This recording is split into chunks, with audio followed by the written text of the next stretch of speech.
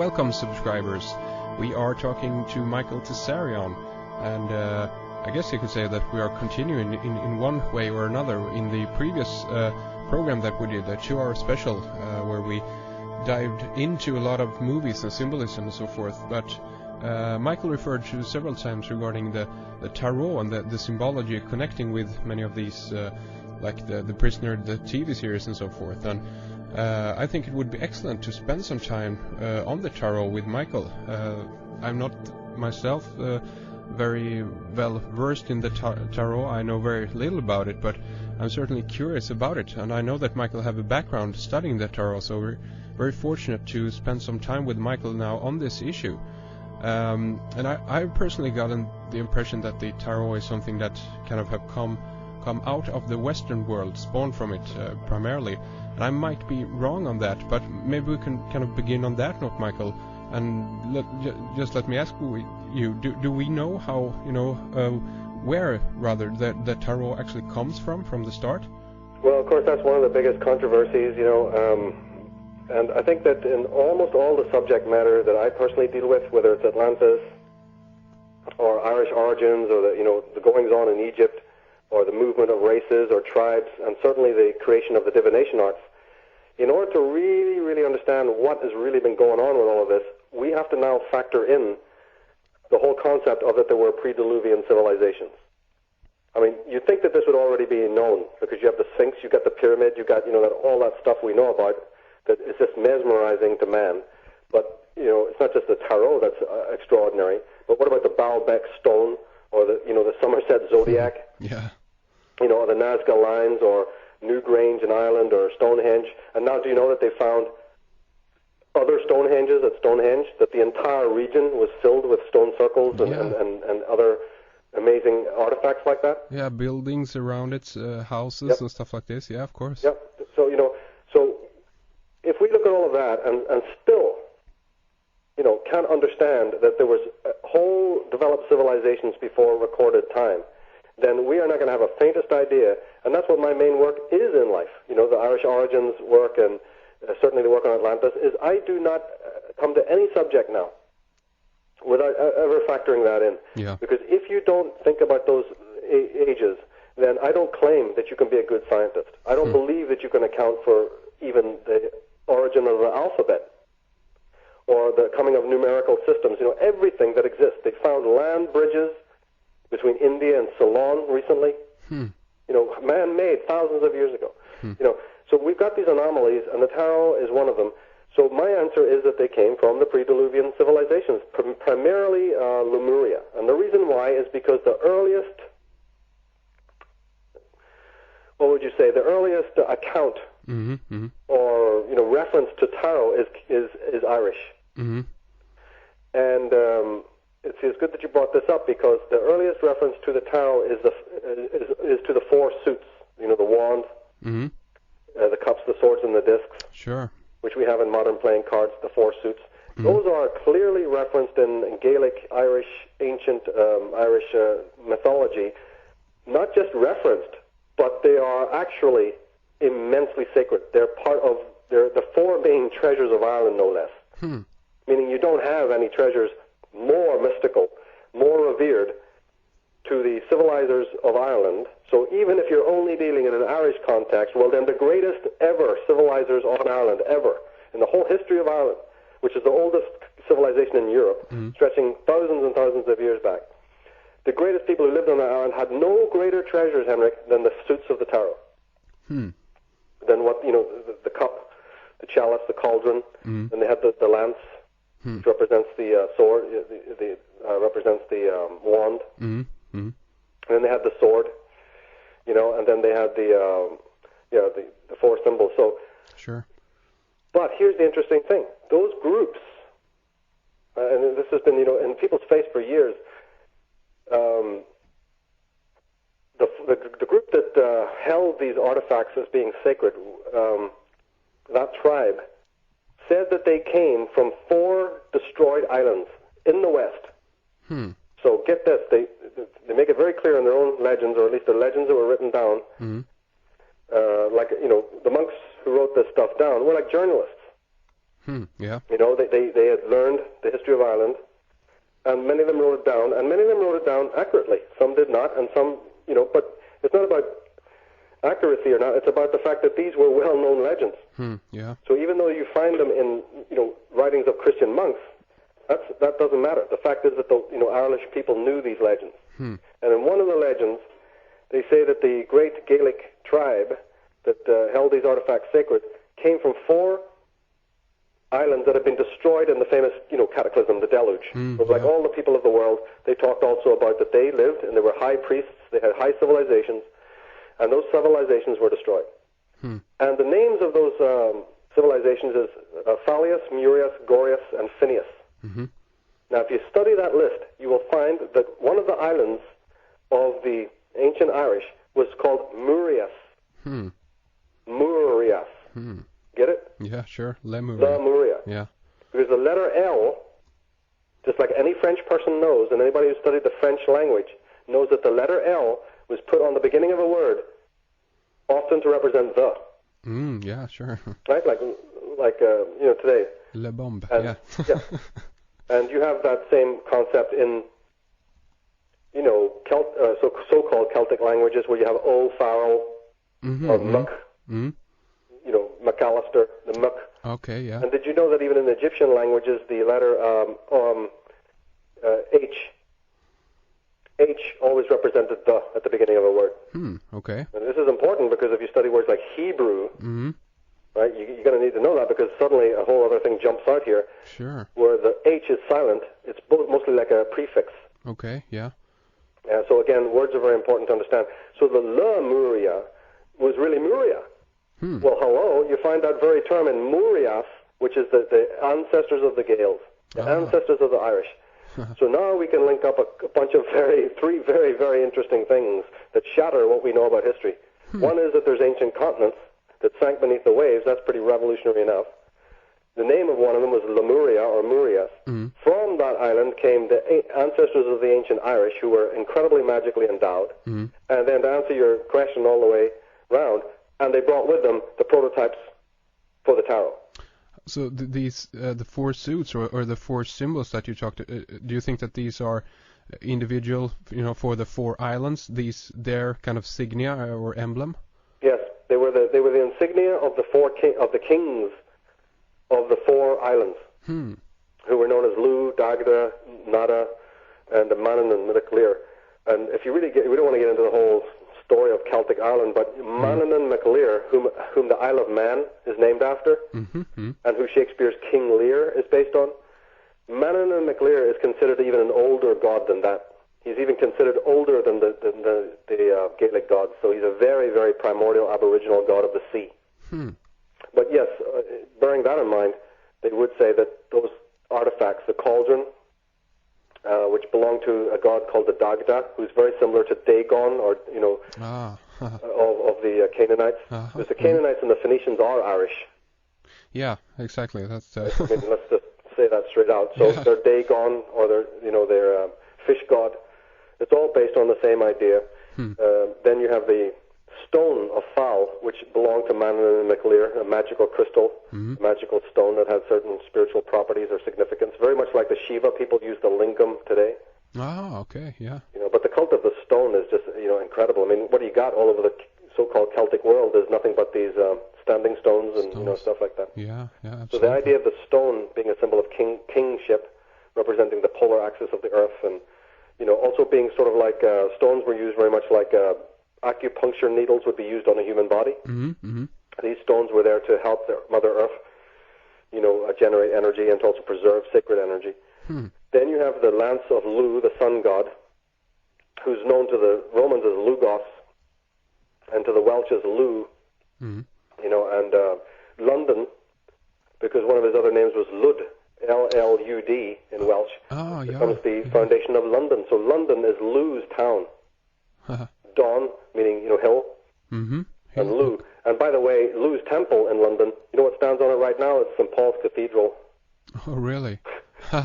Christian sites are always built over ancient pagan sites. Yeah. And so Lu, the sun god of the Celts, his main center at near the Fleet River, which used to be near a river, is now St. Paul's Cathedral standing on it. And isn't it interesting that even during the Blitz, when the Germans were bombing the whole of London, St. Paul's Cathedral basically was kind of unscathed. It was, huh? Yeah, because there's a vortex there, Oh my God. And then you have the sword of the High King of Ireland. The High King of Ireland, he's buried up in Derry, and Derry is in Northern Ireland, and it's based on the word, Dwar or Drew, Derry, which meant the Druids, meant the oak, men of the oak. Okay. So, and the sword was actually called Retaliator, and that sword is the prototype of all swords that conquer evil. The next one being, of course, Excalibur. Yeah, sure. Yeah. But Excalibur, or even in Lord of the Rings, where you have the famous cult of the swords and the fact that they glow when evil is around. Sure, yeah. And these swords cannot be destroyed by evil. This is all from from Irish mythology, in which the sword of King Nada was called Retaliator. And Nada, one of the other pronunciations of his name was Nua, just like Noah. And his story is the same, that he survived the deluge, came in specially made boats, and they found, Ireland. They came to Eri, which was called Ari or Eri at that time, named after the goddess.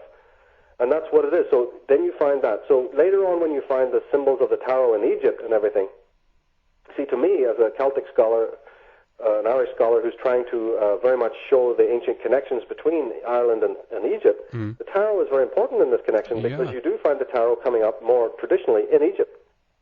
Okay. Any references to that. But then when you know that it was first in Ireland, there's your connection between Ireland and Egypt, because how did they get, they must have had commerce between each other to know about it. Yeah, sure. Huh. So I mean, let's take the what's it called, the weight, the deck I'm thinking of, the Rider-Waite. Yeah, exactly, Rider-Waite. I mean, this is like, I guess, a modern kind of, they have based this on the ancient tarot. I mean, do you know when this is from, like the 70s, 80s, or something? The Rider-Waite? Yeah. Oh, the Rider-Waite, no, that was based on, that is a production of the people who were basically involved in an order called the Order of the Golden Dawn. Oh, okay. Yeah, the Rider-Waite would not, it didn't have, see, the man who is basically responsible for everything that we have, the tarot today, was a man called Samuel Liddell, or MacGregor Mathers, the head of the Order of the Golden Dawn. Oh, okay. We would not even be talking about tarot today, or at very least we wouldn't be talking about anything that resembled an esoteric deck without his work. Now, he formed an order called the Order of the Golden Dawn, and it was A.E. Waite, the creator of the Waite deck, was a member of that order. Oh, okay, yeah. And he drew, and see, MacGregor Mathers made it absolutely strict, kind of rule that in the Golden Dawn you would study the tarot, and he had compiled a master dossier on the sacred esoteric meanings of the tarot, and so important that, that document, for instance, my work could not exist without it. My understandings of the tarot, my online mystery school, 90% of what I'm working with the tarot is this Golden Dawn system, born out of the incredible researches of MacGregor Mathers. Oh, okay, yeah. Now, he had this dossier which he called Book T. And all occultists know about Book T. This was the book tarot that he gave to initiates of the Golden Dawn. Of course, when Waite got that, he liked it, he studied it, he continued his researches in the tarot. And it was really MacGregor Mathers who should have been the creator of the physical deck, since he was the master of it. But the one strange omission is that even though he wrote on the deck and explained every nuance, of its magical significance or whatever, he never actually created one physically. He never drew one. So Waite and these people have got the fame of putting the deck together, but the Rider-Waite deck is basically, the Golden Dawn MacGregor Mathers deck. Okay, That's the right way to look at it, because everything that he had discovered about the tarot is encoded into it. Now, even though they put it together and they created it, it had a few flaws, right? It had a few flaws, because, of course, nothing is perfect in this world, right? So even though it was 98% perfect, there was a couple of things, that needed changes. And then comes into the story, the notorious figure Aleister Crowley. Sure, yeah. Who also had read Book T. He was a member of the Order of the Golden Dawn. The thing is that he was an exceptional genius, and he rose very quickly within the ranks. Yeah. Almost overnight to become very, very senior, because he had tremendous, personal power and ability magically. So he had discovered immediately that there was something wrong with the gender dichotomy within the tarot, because the tarot features, a part of the tarot is the court cards, which feature male and female characters. And he noticed that there was an imbalance there.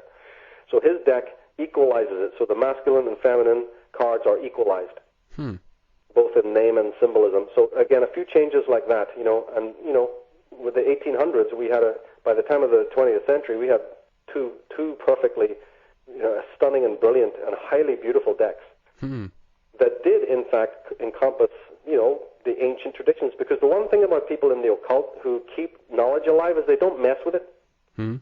It gets messed with now in our 20th century media-sized junk scholarship world. Everything gets boulderized. And the tarot certainly has suffered throughout the centuries, but on the whole, you see, people who are keepers of ancient knowledge tend to keep it very preserved. So the tarot could last. The secrets of the tarot were rediscovered because, people tended to not mess with this stuff. Yeah. And a great mind like MacGregor Mathers, could put together. He dusted it off. He got rid of all the rubbish elements that the French occultists had put onto it. The French occultists were absolutely, responsible in the 1800s for just talking so much rubbish about the tarot. They didn't really understand what it was about. And so in just a short period of time under their hands, more damage was done to the meaning of the tarot than it ever had been done in about 1,000 years. Okay. So MacGregor Mathers coming in, you see, and purifying it of all those French elements, basically, added together with the knowledge that he had accumulated over 30 years of study, brought this thing out to be absolutely amazing. So people can, find this tarot in shops now. It's sold over the counter. Lots of books deal with it. I certainly recommend it as one of the decks for my students on the mystery school. Excellent. Yeah. Because this is. I don't know if there is a connection here, but again, as I said, it seems to be like the kind of a Western world spawned from the Western world, the tarot, and at least developed in the Western world. And this might be a kind of difficult concept to get around in an easy way, but I kind of connect the tarot with let's say that if we talk about the cathedrals for example in Europe, the medieval period, and if we get into eschatology and stuff like this, I kind of see a connection between the tarot, who kind of deals in one sense in the symbology that can be found, for instance, within the cathedrals, can be found within the tarot also, and that these two actually, in some sense, kind of connect. Would you agree on that at all? Oh yeah, unquestionably. But a lot of that comes directly from the tarot, and a lot of it comes just from the fact that anyone who is a really deep researcher or student or initiate into the symbolism is going to use or draw upon very similar archive. It's just that the tarot is a very master chapter within the whole symbolic archive, because symbolism is a huge subject. Yeah. There's both sacred and profane symbolism. Not everything is it's like Freud was saying, not every cigar is a phallic symbol. So it's symbolism is a big subject. The arcane mystery tradition within the in the subject of symbolism is the tarot. So you're going to see that the deeper researchers, the people who really know what they're doing, are going to refer to that. They're going to refer to it, and the decoding of what these symbols mean is very important. I've spent my whole life looking at it. Yeah. You're never going to come to the bottom of it, of what these symbols mean, because you can't come to the end of what a symbolism means. Symbols change as we change. Yeah. But when it comes to the fact that it is a Western tradition, I have no problem in ever, accepting that, because I'm a person who literally believes that all cultural elements of civilization came from the West. Yeah. So it's Egyptian. First of all, we've already spoken that it came from Ireland, but even if you go by the Egyptian idea, I also consider Egypt in many ways, certainly from a religious standpoint, a theological standpoint, to be the roots of what we call the Western magical tradition. Yeah, exactly. Yeah. So when because it's not India, it's not China, it's not Indonesia, and those places don't have the tarot archetypes. The tarot archetypes are more clearly seen in Italy and in Egypt, and also then, as I said, in Ireland. So.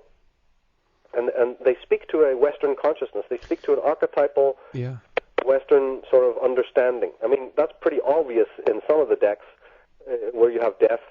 That's, again, a big problem that man had in the 1300s, Sure. His concepts of plague and death. Yeah. The card, obviously, is a medieval rendition of man's understanding of death.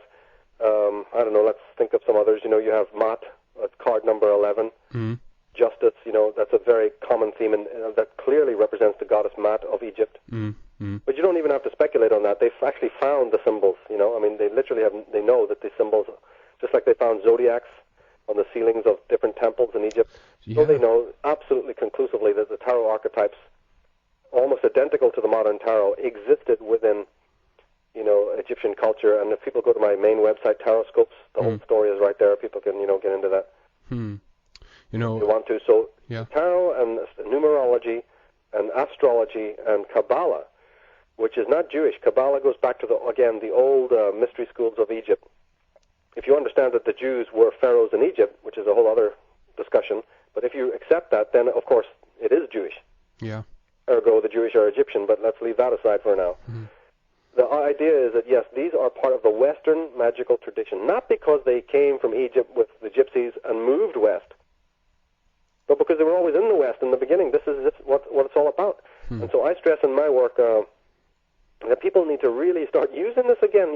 How can you be a Western person looking for God, looking for spirituality, looking for psychic hygiene, and looking for the mysteries of the universe and strengthening your inner being and, developing yourself as a... How can you possibly manage to do that without the right spanner and the right toolkit? Yeah. Well, what are we thinking here? That you're going to fix you're going to go and fix the space shuttle with a frickin', yeah, with a wrench. A hammer and a chisel or something? Yeah, exactly. This is the brain. Then we look around and find that we're finding spiritually destitute, morally leprous people walking around. Let's face it. The world, man is in a most egregious spiritual and moral state. I've said this from day one, Yeah.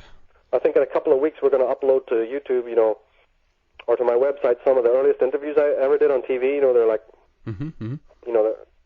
they're from like a late 90s or whatever, they're interesting. I want people to see them. But, I look back at that and go, my God, that I was harping on the same thing?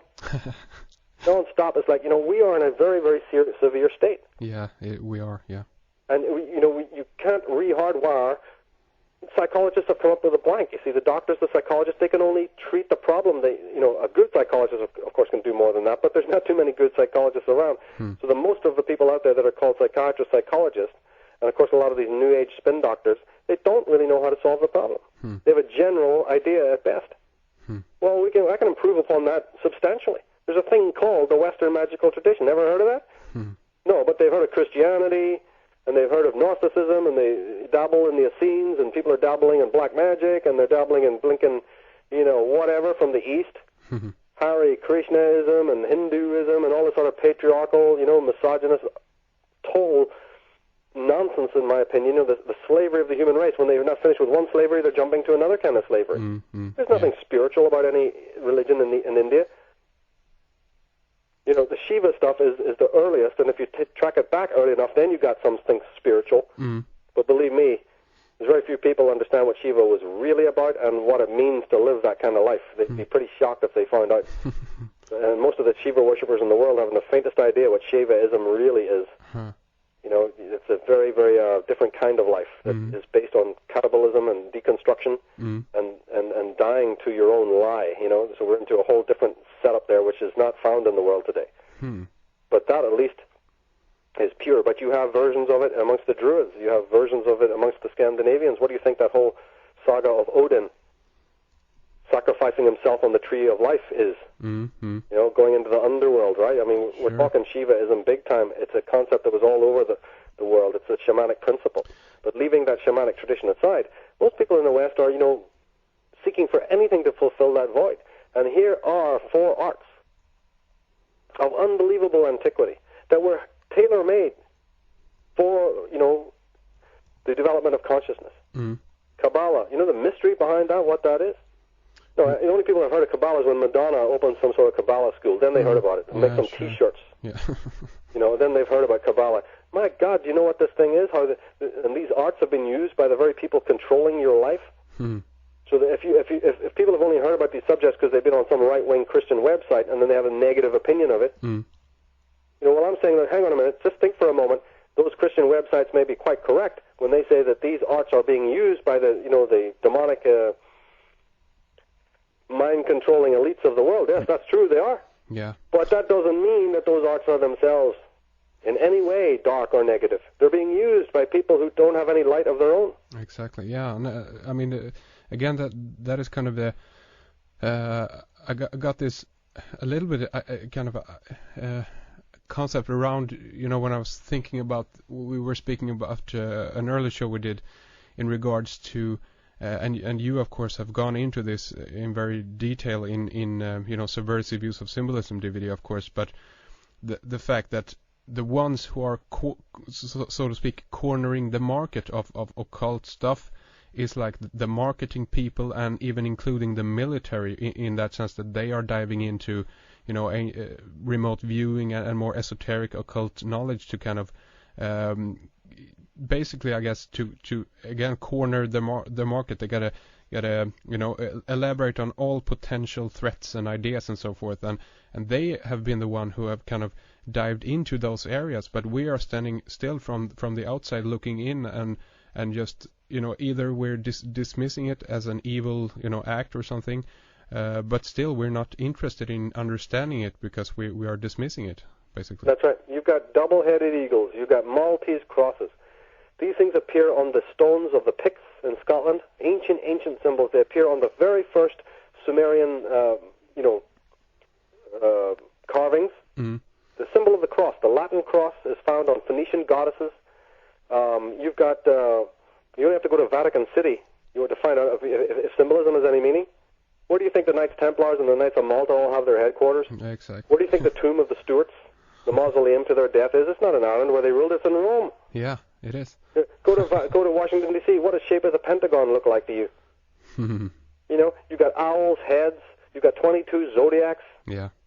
Look at any average commercial or rock video, if you can stand it. They're so hideous. They're loaded with occult symbolism. Yeah. This is finally starting to come out. It was probably very hard to kickstart this because we're very only recently a literate culture. This is what we've got to understand. Yeah. And getting into these more esoteric matters is taboo for people. You should see the anti, web, emails that I get from people who just totally want to, rant at me for being into this kind of subject and telling me it's all bunk. But I studied it. You haven't. You don't know what you're talking about. You're an idiot. Yeah. But the only thing you can do is tell me in writing that I'm wrong. But yet, the people who are even using language, the person, I guarantee you that half the people who are writing to me, and always will lambast what I'm doing, is wearing some Nike T-shirt or some, Raiders hat or whatever.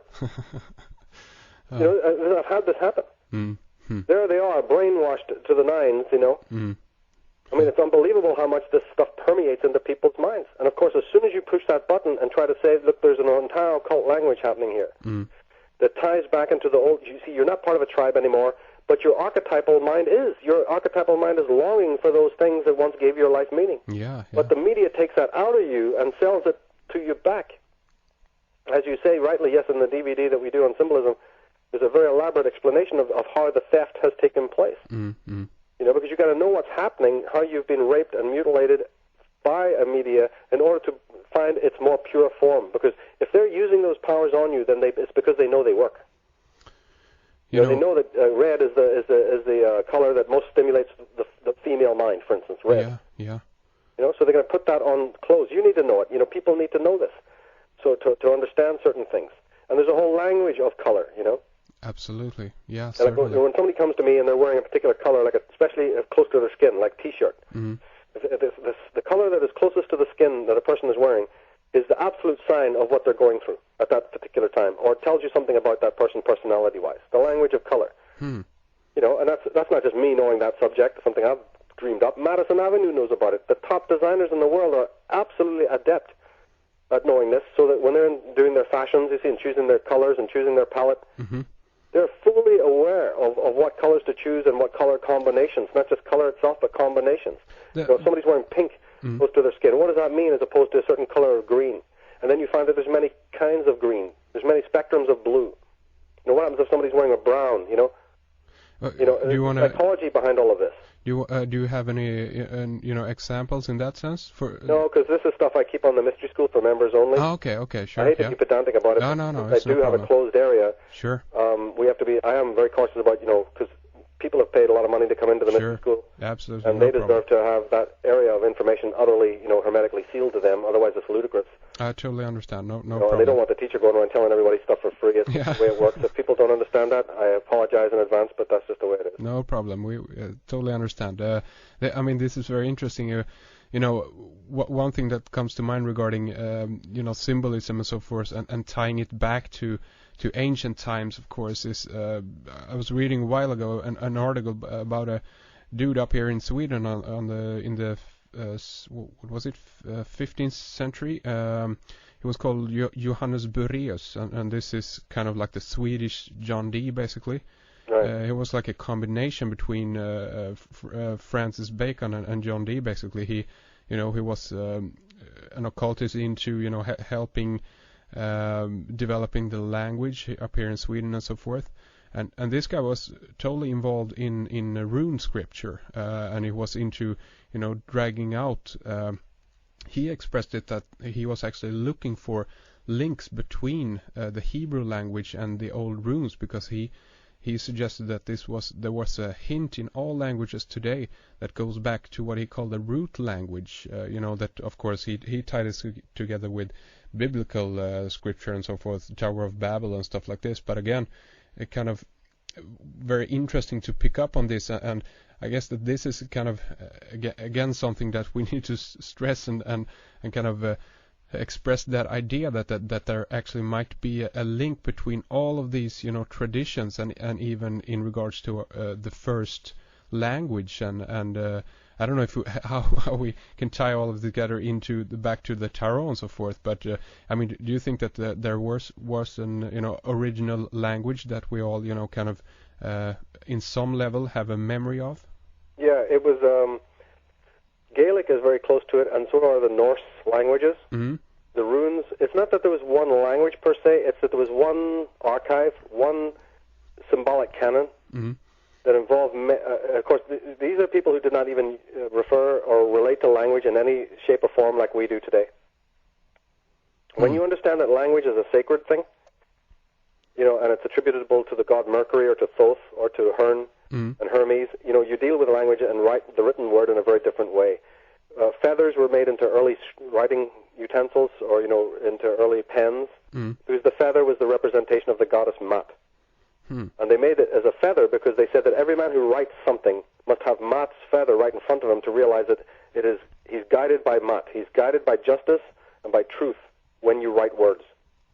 Writing words across in the Western Hemisphere from the right to the left represented the movement of light across the sky. Writing, they said, without light, without the sun, we couldn't write. So people wrote across the page to mimic the movement of the sun. Interesting. Okay, and then early writing was done on leaves, which is why still you could say the leaf of a book. Sure, yeah. Right? And leaves were bunched up in certain different ways, also to make codes. So some of the first codes were done by bunching. You'd write stuff on leaves, and then the way you bunched them together also meant it was a certain message as well. So, and of course the runes are very ancient and elaborate. And the word rune just means source of all knowledge. That's what the word means. It means the secret or the source of all knowledge. And the Rhine River, the River Rhine, that is a take on the word rune. The river is also connected a lot to this. In fact, the word Hebrew, as we were talking before, the letter H, is often used as the word the. So Hebrew literally meant the Iberu, or those of the river.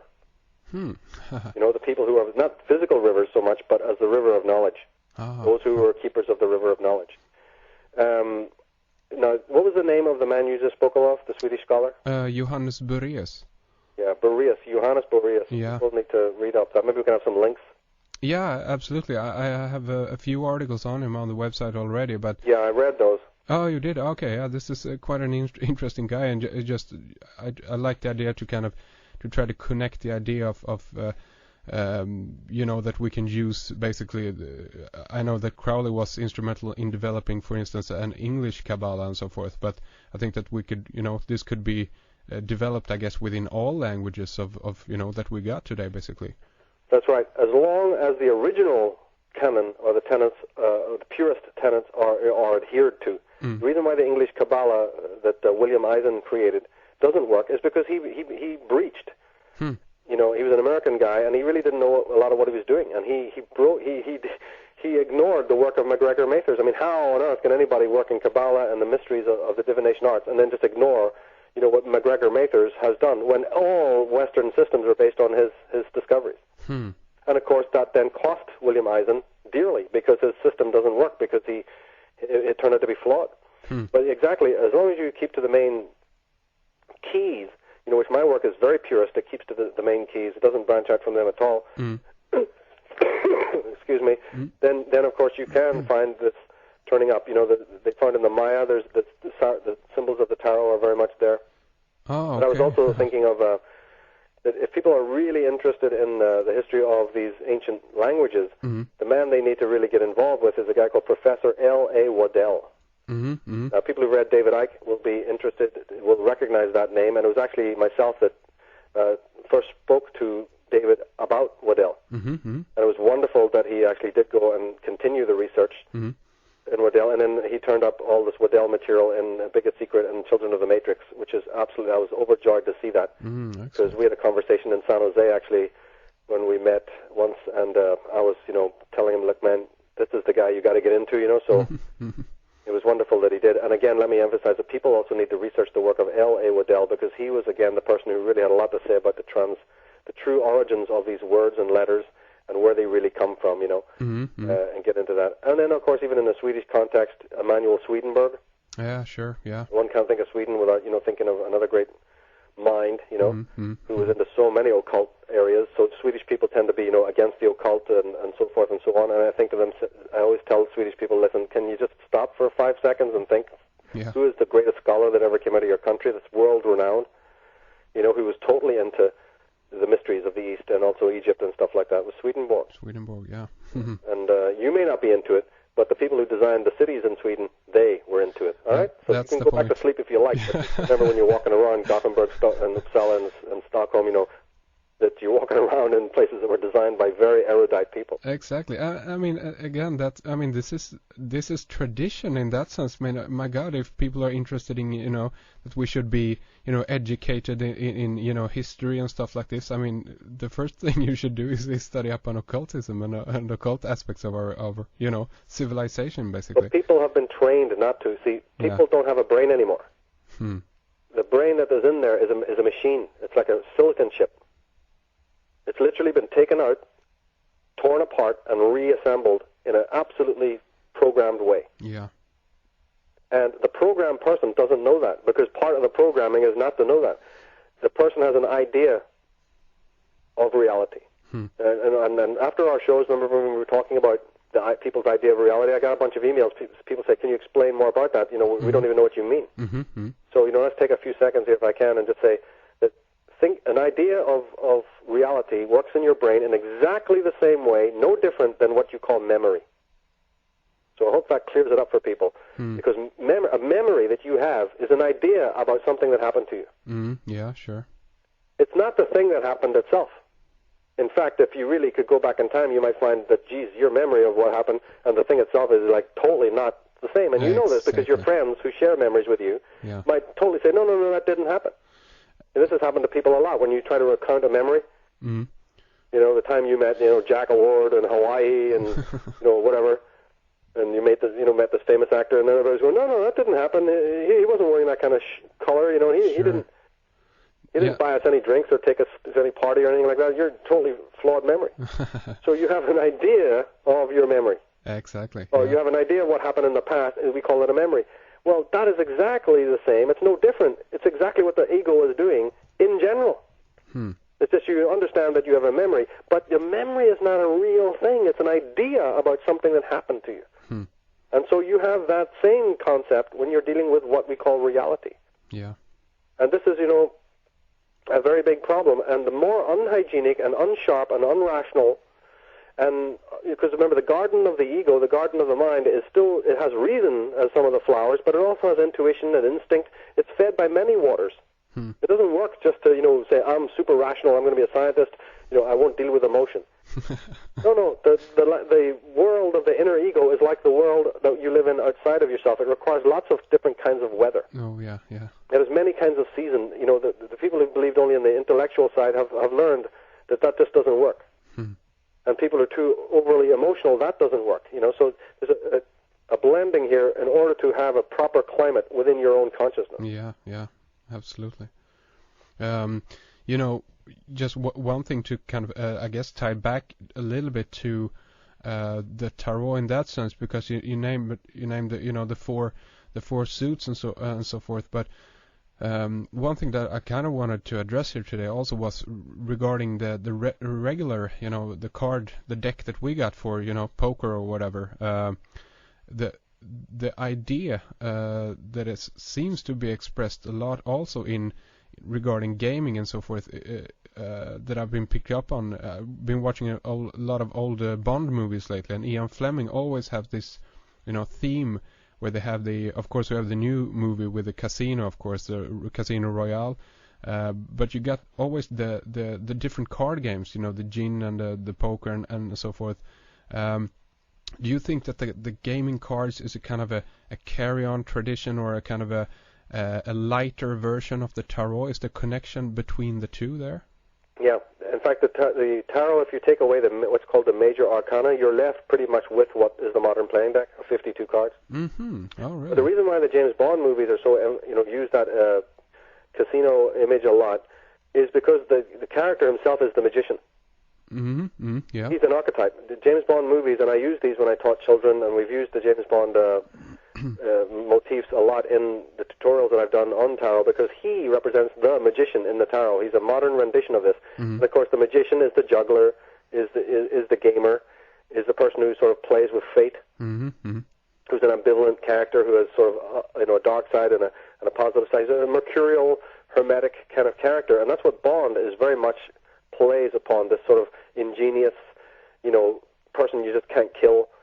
And this is emphasized then by him being also brilliant at picking the right card and having luck. Mm. He's a very lucky, mercurial, kind of Jupiterian character who's able to do a lot of sleight of hand.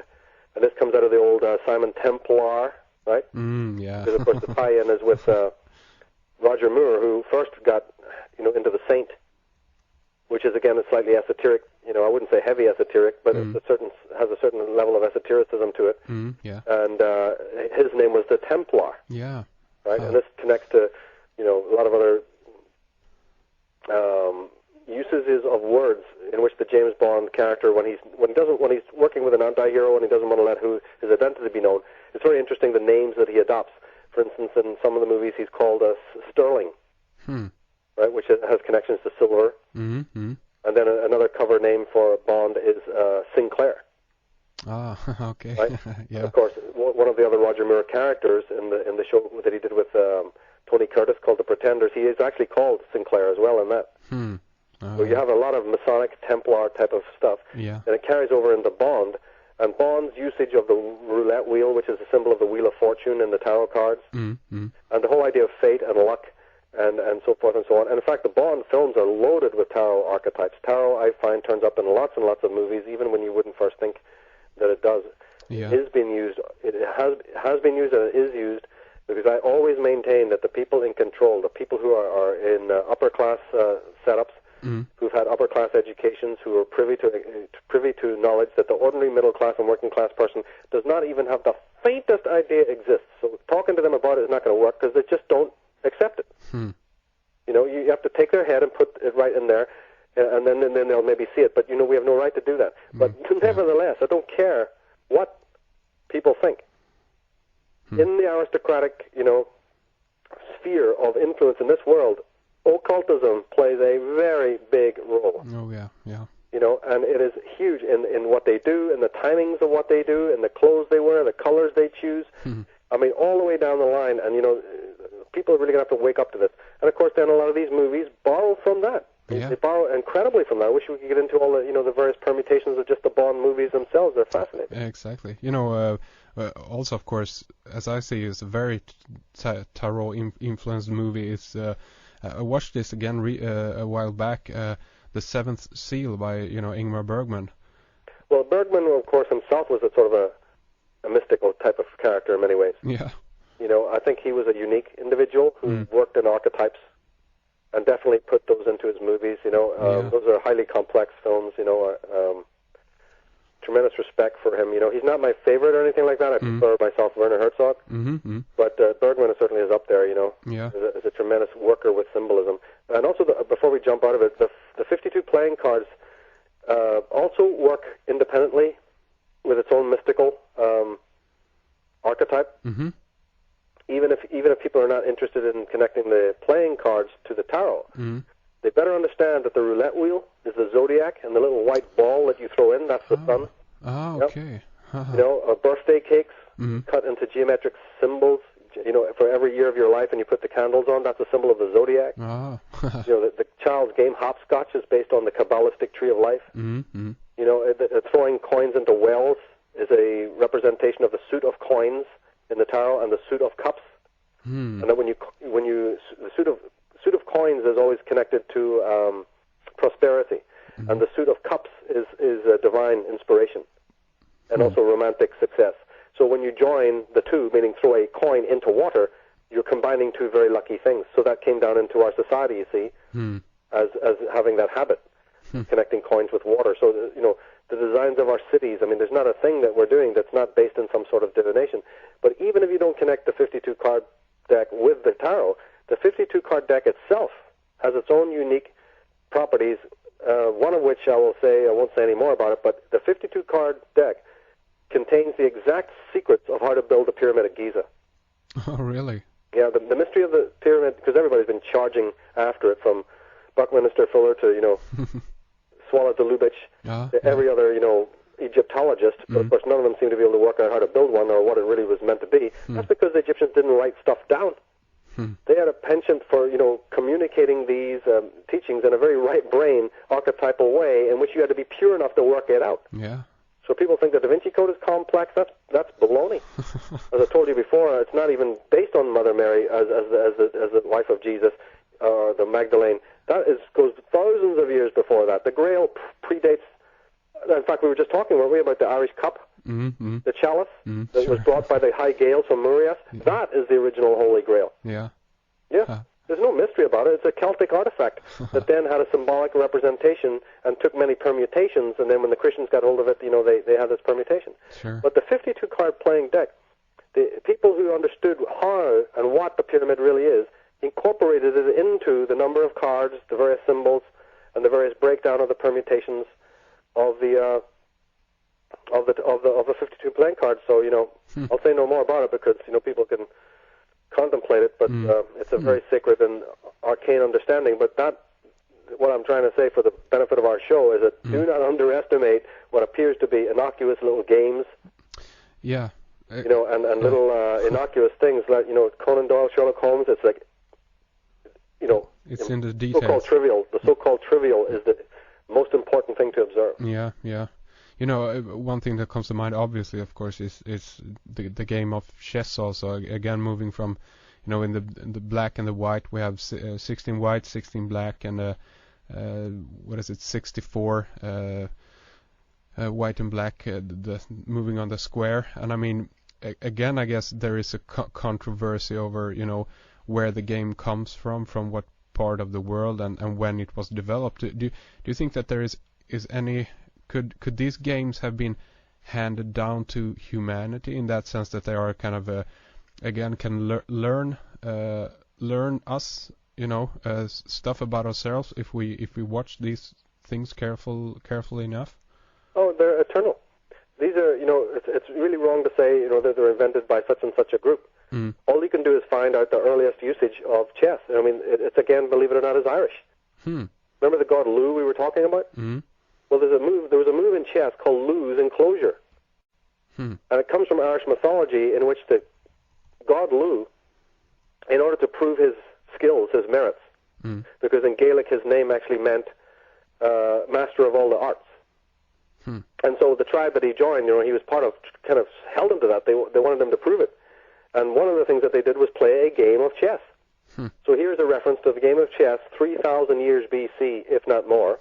And in fact, they claim that when Lugh was playing chess with his rival, he actually invented a new move that was called, from that moment on, Lugh's enclosure. And anyone who studied the game of chess knows that. Lugh's enclosure. Well, wait a minute. That's Lugh, by the way, not Lugh from the 20th century, or Lugh of the mafia. This is Lu, the Celtic sun god from 3,000 years ago. So we're talking chess existed back then. And the idea that, the 64, squares is connected to the codons of the DNA and whatnot. Yeah. I Ching, it has the number 64. There's a lot of symbolism there. Sure. And this beautiful idea of ignorance and knowledge, black and white, night and day, the black and white. So again, very simple archetypal principles, which contain untold knowledge, untold, unbelievable information. Yeah. And it will never end, there'll never be a limit to what people can discover and find out. What are the pieces on the chessboard really representing, Exactly. It's just fascinating, that. It is. It's very fascinating. One thing I also wanted to kind of touch upon a little bit is I kind of began on the note on the cathedrals and so forth, and I don't know if you picked up on this too, but there seems to be a fascination with this might because I've got a one-sided view of it, but it seems to be a very, again, I connect this very much with eschatology and the kind of a doom scenario in that sense. If we, follow again the through the Middle Ages, we had the bubonic plague, and that kind of time period seems to be very, oriented around the death card or the Saturnian brotherhood, I guess, in that sense. But I mean, do you think that the kind of, if we were to follow, for example, Catholicism, that doctrine, do you think that there is at least in the higher up of the priestarchy, kind of an idea or a concept that it someday must have, must come to an end or die or the doom or the end of days in order to kind of survive? It have to kind of renew itself, I guess. Do you think that idea could be incorporated down into Catholicism?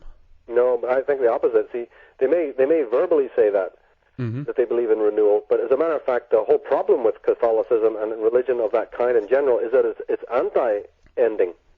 It doesn't have anything to do with catharses and true eschatology. It uses that as a fear mechanism to get people to think that their way or their world, the normative world, may be threatened by, some nebulous demonic force or nature, whatever. But you see, it doesn't embody the Shivite understanding of catharses and catabolic work. It's purely anabolic, and that's what then becomes very fossilized about it.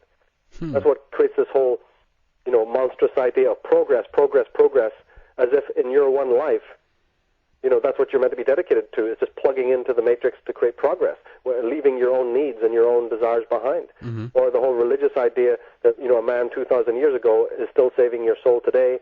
And this whole, continual repetition, recapitulation, the heavy-duty traditionalism of it all, which is very oppressive. This is shown in the tarot cards in number 5, card number 5, with the Hierophant.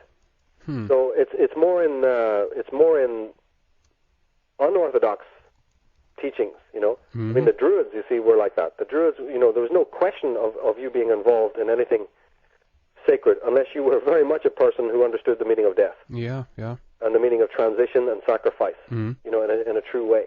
These are just used today, obviously, they're part of the palette of what is used, but, it's not really real. It's like you believe this and then you just freewheel for the rest of the lot. You just freewheel down. And the more conservative, the more restricted, this is what people want, because people are deeply threatened by the mysteries of the universe, by the fact that nature does not respond to your good or bad deeds. It seems ambivalent. Yeah. That you can be a person doing all this good, really, even truthfully, a really decent, good person, might question, hang on, I do good, and I'm told that doing good is very important in life, but I don't actually get anything from the universe for doing good. The moon, the sun, the nature does not treat me any differently. I don't get better looking. I don't get more women. I don't get more rich. I don't get more famous. In fact, quite the opposite. The more good you do in this world, the more in the shit you can end up, as we well know. So it's like somebody in the subconscious might be going, hey, what is this thing about that there's no real, true, distinguishing reward mechanism built into the universe that responds to a person doing good? Well, the obvious answer to that is that if there was, then everybody would do good, wouldn't you? If it was like, Moses tapping the rock, and suddenly your food and your water and all your goodies came out of the universe, out of the fountain of the universe, because you responded by doing good deeds, then every mug would be doing good deeds. But the fact that's perplexing to the human mind is that there is no response. So humanity, being troubled with that, has then decided to respond very, very positively to good deeds. Okay, so humanity, realizing that there was no inherent prejudice towards good deeds, decided that, listen, we better than do it. We better make an agreement in society, in culture, that when somebody does a good deed, you very much show a lot of, reciprocity to that. That's where we get even the word thank you that's so abused today. I mean, everyone says thank you. Where do you think that came from? Or smile. When somebody smiles, or at Christmas when we give gifts or do good, and then if this person's done good for you, you are obligated to rush across town and do good for that person. That person is now a friend, Where does that all come from? That all comes from the idea that we better respond to the good deeds and make it a cultural idiom to teach children that when you do something good, we're going to respond positively. That's good. We want you to do that. Because if you don't, there could be untold havoc let loose. Because it's very trepidatious. It's not a pleasant feeling to feel that you're in a universe which does not respond to your good deeds. Now, the psychopathy comes in when a family or a society doesn't reciprocate the good deeds of, somebody. I think people can get some examples of what I'm saying here, but they may have noticed it in their own family unit. It's very, very, very dangerous when you do not respond very positively. You don't want to overdo it like some idiots, like politically correct nonsense, but you want a really authentic response to people who do good. And if you don't do that with children, you're dicing with death. It may not happen, but it could happen that person then starts to think, why should I do good at all? What the hell? The universe doesn't respond to me, and these people don't. In fact, I'm even penalized for doing good things. They talk me down, or they bully me at school for being good. So you're going to have a couple of responses to that. You're going to have people who then will, become very hardline Christians because they believe that's the only place to go where that ethic of responding to good is honored, meaning that they'll go around other people who believe that. Or you have the other kind of person who turns off being good because they realize it's a fraud, it's a fake. And this is what you find when you interview a lot of murderers and serial killers and people who have no conscience. Yeah, but blame the, let's look into the parents and what happened there. That how come these people were not responding when this child obviously probably did do some good deeds, and if it was penalized for doing that. So a lot of the things that are happening in our society today, they go back to some primeval understandings, and the church knows that. So the church, like society, says, on the whole, we will make it very clear that good deeds, and our Jesus is a person who did a lot of good deeds. He did it even without being responded to. And you must do the same thing. And I can understand that. That's very healthy. I have no problem with that. Because, again, if you send a contrary message, you can cause untold pain and suffering in people's lives. You can create distortion mentally and psychically in people if you don't. Interesting. Yeah, very true, I think. Yeah. One thing that comes to mind in regards to speaking of the church and kind of tying this back, I guess, together with the first show that we're did here today, speaking about the Da Vinci Code and so forth.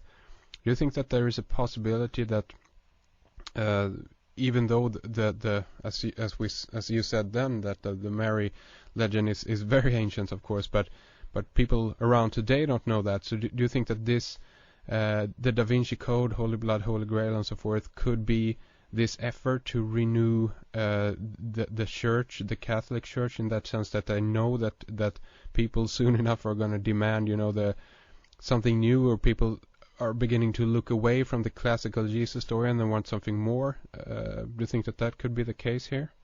Yeah, I don't think that the people in the Vatican City, and the various secret societies that are affiliated with them ever really have ever had true trepidation. I don't think they panic. I mean, you got to understand, these are people who've outlived the Bolshevik Revolution. They've outlived and dealt with Hitler. They've crushed the Egyptians, Babylonians, Irish. So I think they're very, very confident people. When you get into their into their conference rooms, I think they deal very mechanically with the problems that arise in front of them. But I don't think they're worried. Their system is they're here to stay, basically. That's the way they think. However, they operate like you would any general. You always plan for the worst. There's a very interesting movie that was made years ago in the 70s. People might remember it. It's with Burt Lancaster. It's called Scorpio. Mm-hmm. It's about assassins. Ostensibly, the movie is just about this whole thing with assassins, sort of like CIA guys. Mm-hmm. And one of my favorite actors is in it. That's why I always like this film. Is Alain Delon. Mm-hmm. You know, from France. I think he's still going, isn't he? I no idea actually. No idea. Yeah, he's a producer actor. I always liked him a lot. Mm-hmm. He's in it, and there's Burt Lancaster, and also the great Paul Schofield, Okay. who's one of the greatest actors ever lived, in my opinion. And they're in this sort of, you know, I don't know, it's kind of cheesy kind of movie in a way, but it's actually quite a good film. It's like a sort of James Bond intrigue, you know, John le Carré type of film. Mm-hmm. Mm-hmm. In the end of that movie, when they're discussing the CIA, they basically say that down the room, there's this line, there's a great line in the movie, was down the room, you know, from the main office of the main head man, the CIA, is another room that they play a game. And then very much like the 3 Days of the Condor, there's this description in this film, Scorpio, about the game and how it's played. And it's very much in it, they bring out the idea that this game is played by the winners, and they know they're not going to lose, but they create a rival. They create rival situations as if they're going to lose. So they mimic reality, and they play the game ahead of time in order to, you know, work with the contingencies. It's the same thing military people do when you're at the military academies, where they study, you know, Hannibal, and they study the various wars, you know, and they study the different battles, like the famous Greek battles where the Greeks destroyed the Persians. Can't remember exactly the name of that battle, but there was a fantastic battle, you know, where the Greeks were able to hold off the might of the Persian Empire just by, you know, commanding one little road. You know, so military people will mimic and replay a lot of these periods. And so the Vatican and the people who control the world do the same thing. They're not really moving from a worry panic button type situation. And they know that it's very easy to crack the whip, like you're saying, and immediately get people back in. So you create a lot of school shootings on one side, you fund a lot of horror movies, right? Because I do believe that Rosemary's Baby, you know, Eye of the Devil, The Green Door, Eyes Wide Shut, Devil Rides Out, The Devil a Daughter, you know, let's bring it up more up to the 70s where you've got the slasher movies, all the way through the zombie movies, with few exceptions, but certainly the Freddy movies and the Halloween, Friday the 13th, all those movies, in my opinion, are Jesuit-based. They're funded strictly and thought out by people involved with the Black Pope and the Jesuits. Because they're the perfect, remember it's carrot and the stick, that's the stick. Okay. And then by creating utterly traumatic situations in the normal secular world, like school shootings, for instance, which we know involve mind control and so on, Yeah, sure. it's the perfect way to get people to rush back to the church. Oh, In fact, okay. it was noted that in certain communities where these school shootings had happened, church attendance was like out of control. From people that you couldn't get into the churches any, you know, they'd lost their faith and nobody was coming, you know, during the 80s and 90s, where people were prosperity possessed. You know, all upwardly mobile, materialistically, just hedonistic. Yeah. So the church knows how to respond to that. It creates something demonic and woo, oh my God, our kids are going berserk, what's happening? I guess it must be the devil. People then fall back into that old tradition, the programming, the time of the witch hunts. Yeah. Believe there really is a devil. You know, they're not thinking, no, it's very simple, it's government cover-ups and mind control. Okay, ever heard of that? No. They don't think about that. They think about, oh my God, Satan is loose in our community. We're guilty. You know, we turned off our spiritual, religious community. I guess we got to get back to that. It's only a hair breadth away. Yeah. People have been programmed for years. So the Vatican knows, look, just go out there and throw a few bombs around and, you know, create a few Marilyn Mansons and some other kind of negative stuff to affect the kids, and it'll have the perfect response. Yeah. That's the stick. Then they have the carrot by saying, you know, why have you forgotten about us? We have a very pure understanding of religion. Forget all this New Age crap and all this other Satanistic stuff you're into or whatever. You know, come back to Jesus, the symbol of a pure, strong, good-looking, independent, brilliant, genius man who may have been sent from heaven, hanging on a cross. Have you any idea how powerful that image is? Go to a church and look at what that symbol represents, and think of it. You know, personify yourself as that person, with nails through his hands. You know, a man, an ordinary man, a good-looking, brilliant, intelligent, divinely inspired, and thoroughly moral human being. I mean, they got a number there. They're selling you something that's heavy-duty powerful. Yeah, they got him nailed right there Right. on the cross. And somebody who'll die for the world, who will even die for the guy who's hanging beside him going, forgive me, and he does it. I mean, they're throwing all the adversarial stuff at the world. This guy's conquered the devil. He's conquered the Roman army. He's climbed out of every type of adversarial thing that can happen. You're dealing with something very, very powerful there. So it's very easy for a human being to displace their own spirituality and go, I believe in that. I believe in that. That man, that God, and everything he represents, and the church that operates in his name, that doesn't operate in his name, but people believe it. Exactly, yeah. They believe. I'm going to believe in that. That has a lot of power. And just to, quote unquote, educate, graduate, indoctrinate you into that, they'll throw the few, Mel Gibson movies out, and they'll throw, oh my God, look at the time in the 1960s with all those, epic films. They work wonders. I love those movies. They're great, but they're very indoctrinating. Yeah. People just go, that's what it's all about, and those are designed for young children. And of course, the young person is not like in any country, like in the Muslim countries. The children isn't given 5 minutes to decide whether they want to be Muslims or they want to be Christians. You're bloody told to do that. You're going to be, you're going to be dressed up and put in those robes. Absolutely. You're going to be told to read the book and bow here and scrape there. And today we go to church. You don't have a free choice. You're not told that Muhammad, legitimized rape as a form of punishment for women. And that the 44-year-old Muhammad was already married to, a girl of 7. Yeah, you're not told that he legitimized, brutal rape of women in order to punish them for their transgressions and all the other stuff that's right there in the Quran. But people will believe that in the same way that Christians read the Bible and think it's all ever so holy. They can't even see what's in front of their eyes. They don't even know that half the book of Revelations was dealing with Caesar Augustus. It wasn't even anything to do with Jesus Christ. That every single term that is ever used for Jesus was only used ever for one man, and that's Caesar Augustus. And if it was ever used for anybody else, it was people who were descended from the Caesars. They can find all the information on my website.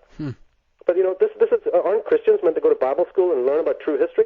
But you see, like in the Da Vinci Code, he says, you see what your brain wants you to see. Well, this is what unfortunately is happening here. So I'm not against people being Christian. My God, half my mentors are Christian. Yeah. The list of my Christian mentors is like, a long list. Yeah. But the thing is that be a Christian because you actually know something, not because you're believing something. And I get a lot of people pretending to be Christians going, but I do know this stuff, and then sending me all this trash that they've written or they've read. It's just rubbish. It's the same old stuff. Belief is rampant within Christianity. Knowledge is at a minimum. And it's the same thing in Muslimism. It's the same thing in Hinduism. So, of course, man has had to turn the page and look at other things. And then, just like I said, society must the good, and if you don't, you create a demented person.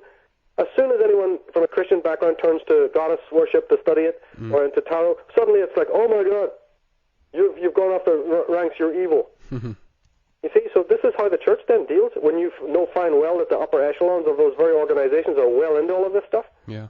You don't believe it, just go to Rome and take your camera, okay? Point made. Full stop. Yeah, no, I totally agree. It is like, we are not, in that sense, interested in, many people are not interested in understanding religion. They are interested in devoting themselves to it, rather, so. And, we can take it one step further and ask a much deeper question, which I know a lot of people don't get it, but, some do. And the point is this. Look at what it is inside yourself that makes you so susceptible to that kind of control. That's what we really need to look at. So with one hand, you want to look at what the religion is and whether the religion is true or whether it has, what's it made up of. You want to do that objective study of, say, religion or Christianity, which we do.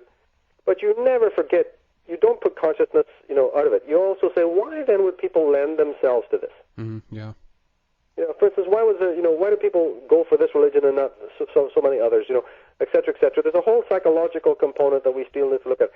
People, when the Passion of the Christ came out and they were doing these polls, they found that over almost 60% of American people believed that the Bible was prophecy. It really was talking about things that were going to happen.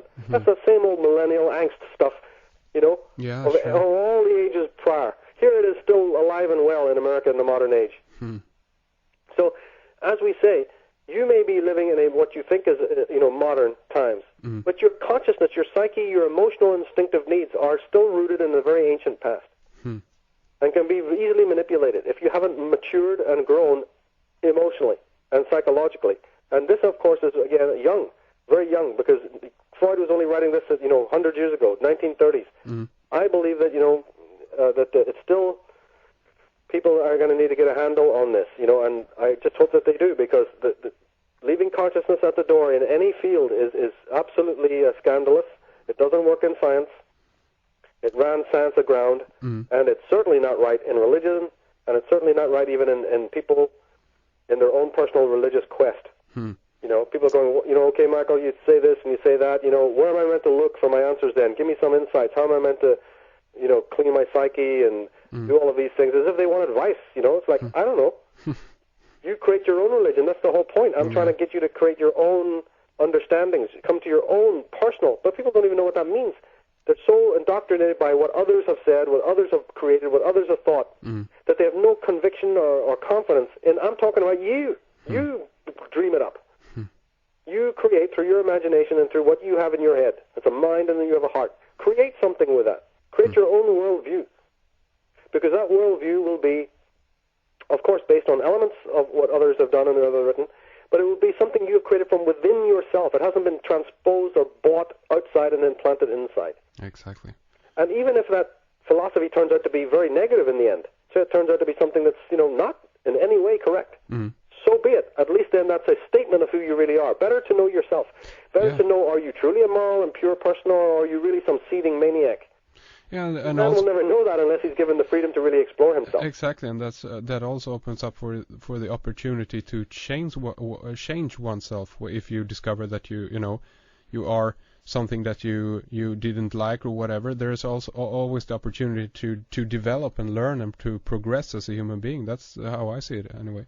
Exactly, and but even before you get to that, what would happen if it did turn out that you were one of these people that had been an ancient soul who was nothing but a black soul who's still frequenting around here, playing the mask, to all intents and purposes looking wonderful on the outside, saying all the right things, belonging to the right religion, totally conforming, but really inside you're utterly reprehensible.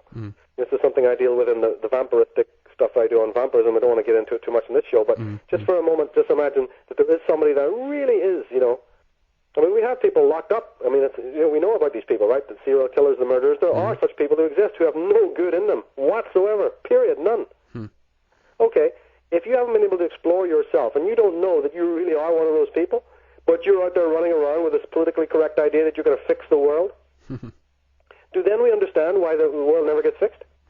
In other words, if you're trying to clean a perfectly clean window with an oily rag and then wonder why the window never gets clean, I can give you a very simple answer to that. It's because you are the oily rag. So it's no good to just keep jump-starting people into, we have a responsibility to clean the world. Here, let me give you your rag. Here's your duster and here's your bucket. Let's all go like the frickin' 7 dwarves out there to clean the world. No. The shaman goes, hang on a minute. Who the hell are you? Yeah. Let's open your skull and look inside you before we ever hand you the squeegee. Because you may not be somebody who can clean the world. You may be unclean. Yeah. And in fact, by having you as a Judas, as part of the group that might want to clean the world, if even that concept is understandable, you might be doing damage to those that you're working with. So we got a whole bunch of questions here that very much focus on the individual and who they are. Yeah, indeed. Now, Christianity is the perfect ruse. Orthodox religion is the perfect way of getting out of looking at that. Because they go, all ye come into the, into the pen. You all coming under Jesus, and he'll take care of it, because of course you're a sinner. We assume that you're a filthy rat. But just because you convert and come over into us, we're going to kind of take care of all of that. And basically you're given grace. That's what grace means. You don't have it, you're given it. Well, I'm totally against all this nonsense. This is exactly what exonerates the most vile, pernicious, vampiristic, psychically violent human beings that infest this planet, who are morally degenerate. And I will never bandy words anymore. I'm too old and long in the tooth for this. We are surrounded by people who have no good in them, merely they know how to act and mimic goodness. Morality is not something that is a bunch of good deeds that you perform in our society. It is a tremendous light that you carry within yourself, a virtue. This is the only English word that can ever, encompass it, is the term virtue. And I'm lucky I know many virtuous, deeply virtuous people. And, I like to seek out those kinds of people. because they're lights into the world. But unfortunately, the rest of people are not quite on that level. And then if we go to what you were just saying, well then, okay, we can speculate about the idea that once a person has looked inside themselves deeply and do find out if they really want to do that homework, it's almost like a non-starter, because if you're really that dark, you're probably not going to want to look at yourself at all. You're going to be addicted to all the escapes that stop you looking at who you are. But just imagine for a moment that you did actually have some sort of contrition at some point, that something that happened in your life dramatically changed your way of thinking about yourself and your way of acting, and of course this has happened. This definitely has happened. Then there is that potential in the very few people that they might want to change. They might want to go through some sort of, metamorphosis. Yeah. And we have to hold that out. We have to hold that out as a potential to happen. But again, it's not going to happen because somebody else finds you out. There's no God looking at your dirty deeds. There's none of that. There's none of that. That's all your own conscience. Your own conscience is the one monitoring you. Your own conscience, if you have one, is the only voice that's trying to, improve your actions. And so that brings up again the whole question of psychology. Absolutely. But I do believe that people who are wrong, who've done wrong deeds, and who are immoral can change. I don't know. Parts of me sometimes think they can. I'm developing a lot of these ideas. I don't know. People, I'm always hearing about people who have done that. So yeah. you have to sort of believe that maybe it is possible. I don't know. Absolutely. I wanted to mention also, of course, as we began this part on speaking a little bit about the tarot. I wanted to mention for people who want to kind of dive into your work more, just suggest to them to get your DVD on divination and the goddess tradition, where you go heavily into all of these aspects and very eloquently go through the different ideas of all of this and the background to all of these ideas. That is one DVD that I really would recommend to people who want to learn more about this stuff. You see, that's good, because you see, this subject is one of the most diversive and wide and complicated subjects. So it was very important that I did a DVD that was long and more, of course you could never do justice to a subject like this, but at least I wanted to get out of the sound bites, really give as much of a panoply of understanding about what all this is about.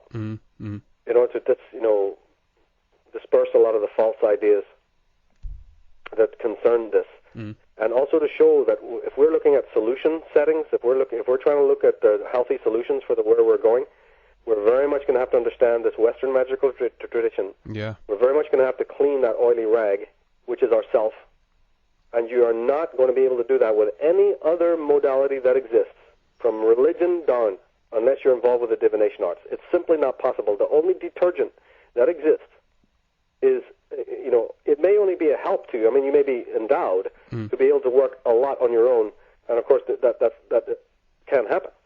Yeah. But if you really want the toolkit to learn how to really accelerate that process, then you've got to use the ancient archives that were created and put down for that precise purpose, that help mirror who you are, that help give you your wisdom and clear answers about what to do. It's not about being a slave to rituals or anything like that.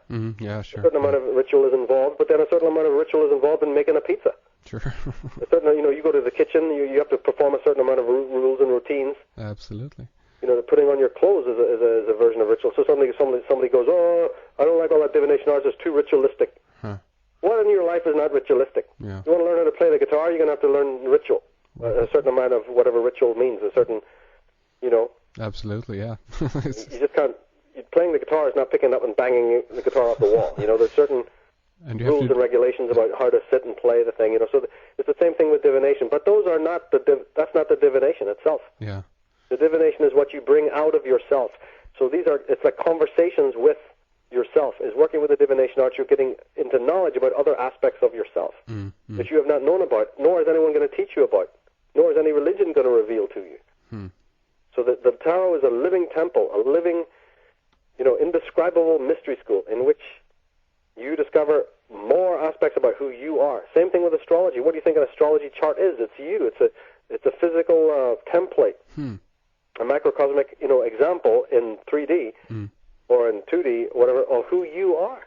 It's not about planets and, protractors and compasses and left brain mathematics. It's about a discovery, a journey, a mythical journey in which all the heroes have to go through. And, we're still, like Joseph Campbell said, playing those myths out right now. You're not going to be able to avoid them. And in fact, if you try to avoid them, you're setting up a pathological situation in which you might arrest your development as a spiritual person. So when some guys are emailing me going, "Oh, it's all bunk," I go, "Well, I weep for you then, because you are a person who's arrested your own development. That you don't understand that the symbolism and all of these things are important is already the signed, sealed, and delivered statement that you are a half person. And I couldn't trust a person like that. I wouldn't want to know a person like that. Because I look at those people as demented. That which was good enough for the pharaohs, for the kings and the rabbis, the magi, right? And every type of, illuminated, eminent priestarchy that's ever existed, you're going to tell me that what's good enough for them isn't good enough for Joe Blow? Well, he's got his camel T-shirt on, right? And his,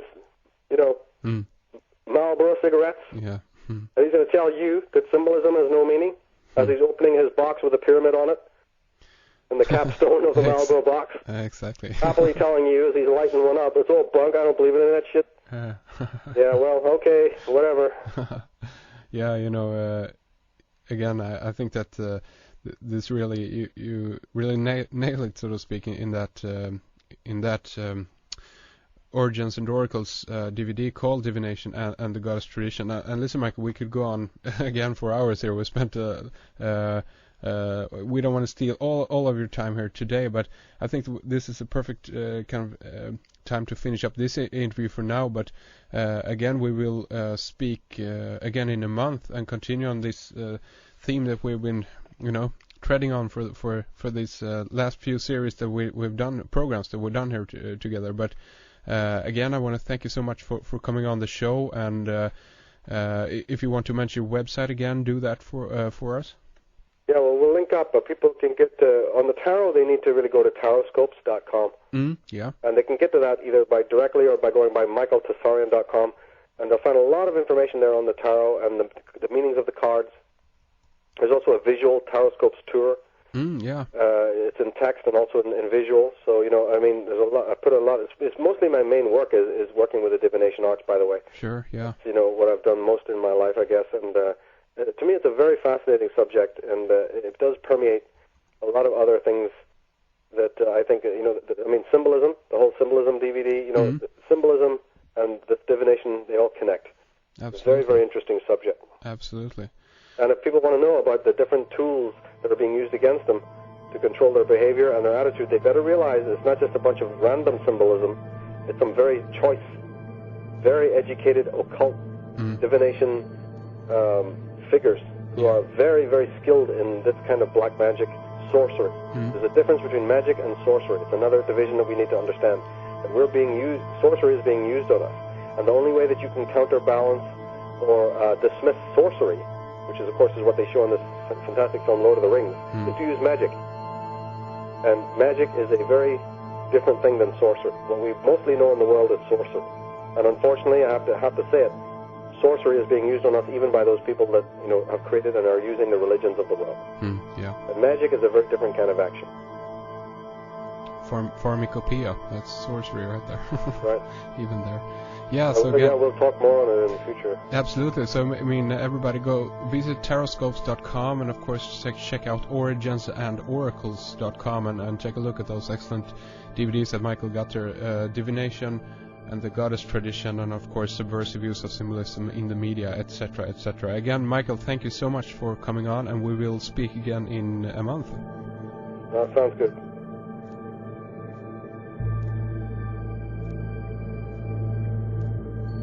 Thank you so much for being a subscriber. You keep redicecreations.com going.